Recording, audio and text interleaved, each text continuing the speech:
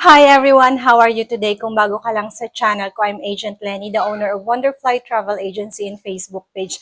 So today's video, hindi po tayo mag-vlog ulit about travel. So it's all about Shopee po, dun sa mga nag-withdraw or nag-cash out na sa kanilang SPay later. So eto guys, paalala ko lang sa inyo na huwag kayong umutang kay Shopee kung hindi kayo marunong magbayad. Bakit? Kasi kinukuha nila yung mga IDs natin at alam nila kung saan tayo nakatira at hindi po basta kung sino lang yung makakapag-cash out sa SPay later. Kasi kung mapapansin nyo, may mga step muna bago nyo siya ma-activate.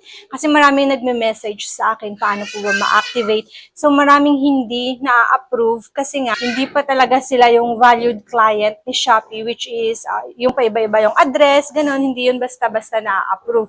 Usually sa SPay later yung na-approve po is good payer kayo, marami na kayong na-order at nagkaroon kayo ng transaction through your e-wallet account which is connected dun po sa pag-fill up nyo ng SPay later. Pero pag nakita ni Shopee na magkaiba yung ginamit nyo na like GCash account, nasa pagbayad ng mga bills at hindi po siya as in tugma dun sa account nyo, possible hindi pa rin po kayo ma-approve kasi gusto niya, ang pautangin niya is kilala niya or alam niya na talaga yung mga details na, oh, eto si Lenny, isa lang yung place, isa lang yung number niya na ginamit sa pagbayad, like e-wallet niya in GCash number and also yung nilagay niya sa Shopee account number is isa lang, ang address niya and ang details niya sa GCash, like that. Yung alam niyo yun, syempre nag-iimbestiga din naman yun sila. So, kailangan mag-ingat tayo pag tayo ay humiram.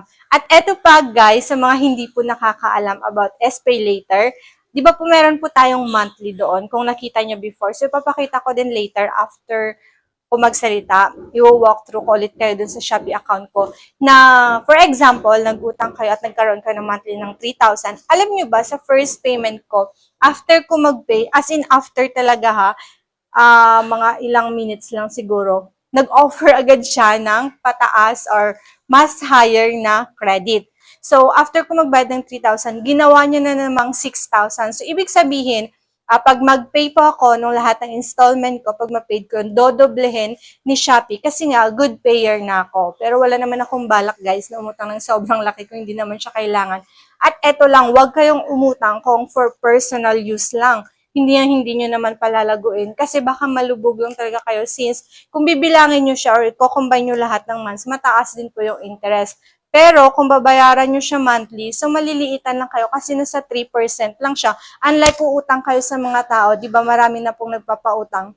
At usually po talaga ang pautang ngayon is 5% pataas. So, at ito pa guys, sa mga baguhan lang, baka maloko kasi kayo ng iba, marami pong scamming sa Shopee. So, may mga nag-message sa akin na na-scam po sila, galing sila sa ibang group na meron pong laman yung SPay later nila at during the withdrawal, hindi po binigay ng agent or kung sino man pong kausap nila na nakilala lang nila sa Facebook. At kunwari is marami silang mga proof na nakapag-cash out na. Pero ang totoo pala is after nila masend, tinakbuhan na sila or na-block na po sila sa account ng agent or ng kausap po nila. At yung iba naman kung saan-saan pa dinadaan at marami silang kinakaltas. Sa mga hindi din po nakakaalam, advance po ang sinil ni Shopee, SPay. Unlike sa S-Loan, like pag-utang ka sa S-Loan ng 30, so for the next month 30 pa siya babayaran. Sa SPay later po, hindi po sa S-Loan na kasi dalawa yung credit ni Shopee na pwede kayo makapag-loan. Isa sa S-Loan at isa sa SPay later. So I tried also the S-Loan. Mas mataas lang interest doon kaysa sa SPay later. Mas okay po sa SPay later kahit advance yung first month niya. Like parang may ano siya, umutang kami nung in the middle of the month and then babayaran mo na siya on the first week of the month. Ganun siya. Hindi siya yung like inutang mo siya ng 15, for the next month 15 siya babayaran. Hindi po. Advance po yung isang buwan niya. So mag-ingat lang po kayo doon. Kung hindi pa kayo ready mag-pay, wag na lang po kayo mag-try umutang kay SPay later. Nagme-message po sila, nag-update po sila para hindi nyo makalimutan kung kailan po yung payment nyo at kailangan hindi po kayo pwedeng ma-delay. So, i-double check nyo kung na-transfer na ba ang pera sa SPay later, kung na-bill na po ito. Kasi, meron akong na-try no, Noong June 4, nagbayad ako tapos hindi ko nakita, buti na lang na double check ko nung June 5. Nagtaka kasi ako bakit nagme-message pa rin si Shopee na hindi pa daw ako paid. Pero nagbayad na ako, yun pala, hindi siya na-convert sa SPay later. So ayan, nagchat-chat sila. So puntahan natin yung email ko nung June 5. Ayun guys, payment ako ng June 4. Ito nagtaka ako. Bakit nag-message pa sila again? Ayan, repayment. Ayan, nag-negative 3,049.67 ako. And then, after nun, nag-order ako ulit ng 6,1 yung inutang po ulit sa Shopee. Yung mga plus, yan po yung mga na-withdraw ko. And then, yung repayment, yan naman po yung nakaltas na. Okay? Nabayaran na po. So, yun. Makikita naman siya sa transaction. O, di ba may pending pa ako. So, meron na akong ipapakita sa inyo na mga hindi po sila naka-withdraw kasi maraming reason. Papakita ko sa inyo yung mga reply ko sa kanila. Sabi daw nila, hindi daw, tulad nito si ma'am, itatakpan lang natin yung name niya. Kasi sabi niya, hindi daw tinatanggap ang QR. Usually po ang reason kung bakit hindi tinatanggap yung QR is yan, kapag may na-withdraw na kayo last time na hindi po kayo naka-pay on time, late payment, kahit 1 day lang yan, or may na-cancelled kayo na parcel before kayo uutang kay Shopee, dapat malinis po yung record nyo. Or di kaya, meron kayong problem, nagkaroon kayo ng case. So, you need to message customer service of Shopee para po maayos at ma-withdraw nyo po yung SPay later nyo. So, next, marami pa akong na-encounter, super dami nila. Okay, eto pa yung isa. So, madami pa sila, no? Parang ganito po kasi yung nag-a-appear. Dapat po kasi yung pay now, naka-red po yan. Itong sa kanya po is hindi. So, bakit daw ganon? Usually po kasi, yun nga ang reason, kailangan i-message si customer service. May mga pending kayo transaction sa Shopee or actions nyo na hindi nila nagustuhan. So, kailangan nyo pong i-clear muna yung record nyo sa kanila para allowed kayo for cash out. Pwede nyo yan magamit sa mga items pero hindi po yan siya napipera.